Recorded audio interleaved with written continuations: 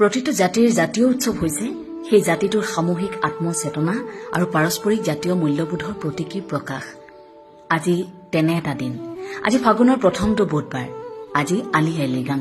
মিচিং ভাষাত আলি মানে শস্যৰ বীজ, আই মানে ফল আৰু লৃগাং মানে হৈছে সিঁচিবলৈ আৰম্ভ কৰা, অৰ্থাৎ আলি আই লৃগাং হৈছে শস্য সিঁচাৰ প্ৰথমটো দিন। আৰু ইয়াতে স্পষ্ট হয় যে আলি আই লৃগাং মূলতঃ কৃষিভিত্তিক সভ্যতাৰ উৎসৱ, য'ত প্ৰকৃতি, মানুহ আৰু পৰম শক্তিৰ মাজত এটা সুন্দৰ সম্পৰ্ক প্ৰতিষ্ঠা হয়। আজি মিচিং জনগোষ্ঠীৰ লোকসকলৰ আলি আই লৃগাং। এই আলি আই লৃগাঙৰ সৈতে বহু লোকবিশ্বাস জড়িত হৈ আছে।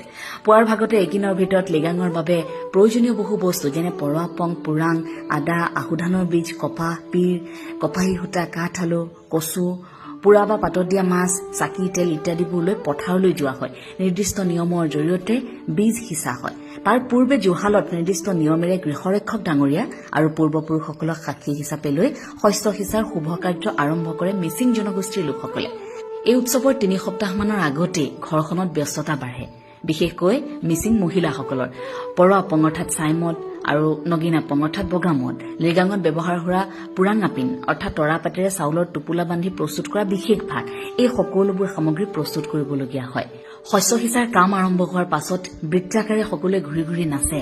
এই নৃত্যৰ ভংগীয়ে ঋতু পৰিৱৰ্তন আৰু জীৱন চক্ৰৰ পৰিৱৰ্তনক প্ৰতিফলিত কৰে, যাক গুমৰাগ বুলি কোৱা হয়। লোকবিশ্বাস মতে এই নৃত্য যদিহে মিচিং জনগোষ্ঠীৰ লোকসকলে আজিৰ দিনটোত অৰ্থাৎ আলি আই লৃগাঙৰ দিনটোত নকৰে, তেন্তে ধানৰ গজালি ঠন ধৰি নুঠে, ঠোকবোৰ লেৰেলি যায় বা পোক পতংগই ক্ষতি কৰিব পাৰে। আৰু এই উৎসৱত পৰিৱেশন কৰা গীতক লৃগাং নৃত্যম নামেৰে জনা যায়। বিশেষকৈ আকৰ্ষণীয় নাৰীসকলৰ এই পোছাকবোৰ, বিশেষকৈ একেগাছৰ, ৰিবিগাছেং, গাপাগাৰী আৰু পুৰুষসকলৰ পৰম্পৰাগত সাজ পোছাক যেনে মিবু গালোক, মিচিং গালোক, গণৰৌগন, এৰকক, এই সকলোবোৰে এই উৎসৱৰ এক স্বকীয় সাংস্কৃতিক পৰিচয় দাঙি ধৰে। আলি আই লৃগাং উৎসৱৰ সৈতে বহু বিশ্বাস যুক্ত হৈ আছে। সেই বিশ্বাস মতে শস্য সিঁচিবলৈ যাওঁতে প্ৰতিগৰাকী গৃহস্থই ধানৰ ঠোক ঘিলাৰ চেইনৰ দৰে যাতে দীঘল আৰু শিলটোৰ দৰে যাতে গধুৰ হয়, তাৰ কামনা কৰি ঘিলা আৰু শিলগুটি লগত লৈ যায়। বহু লোকবিশ্বাস আছে শস্য সিঁচাৰ পাছত মিচিং জনগোষ্ঠীৰ লোকসকলে বহুদিনলৈ মাটি নাখান্দে, বাঁহ, বেত, খেৰ, খাগৰি আদি নাকাটে, অন্যথা শস্যৰ বীজ শুকাই যায় বুলি এটা লোকবিশ্বাস আছে। বীজ সিঁচি ঘৰলৈ আহি গৃহস্থই এবাটি পৰোৱা পং আৰু পুৰাং খায়। এই কামনা কৰে যাতে খাদ্যবস্তুৰ কোনোদিনে অভাৱ নহয়। এনে বহু লোকনৃত্য আছে। শস্য সিঁচাই 3 দিন পাছত ৰীতি নীতি মতে এই বাধাবোৰ ভঙা হয়।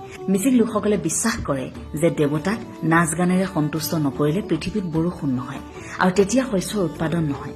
সেয়েহে তেওঁলোকে নৃত্য গীতৰ মাজেৰে লখিমীক সন্মান প্ৰদৰ্শন কৰে। কিন্তু এটা কথা, এই আলি আই লৃগাং কেৱল আনন্দৰ অনুষ্ঠান নহয়। যদি কেৱল আনন্দৰ অনুষ্ঠান হৈ থাকে তেন্তে ই মূল আত্মা হেৰুৱাব। যদি ইয়াক কৃষি চিন্তা, প্ৰগতি দৰ্শন আৰু সামাজিক নৈতিকতা, সামাজিক আত্মচিন্তাৰ আধাৰ হিচাপে ধৰি ৰাখে প্ৰতিগৰাকী মিচিং জনগোষ্ঠীৰ লোকে, তেন্তে আলি আই লৃগাং সদায় মিচিং জাতিৰ বৌদ্ধিক আৰু আত্মিক পৰিচয় হৈ থাকিব। প্ৰতিগৰাকী মিচিং জনগোষ্ঠীৰ লোকলৈ জনাইছো আলি আই লৃগাঙৰ শুভেচ্ছা।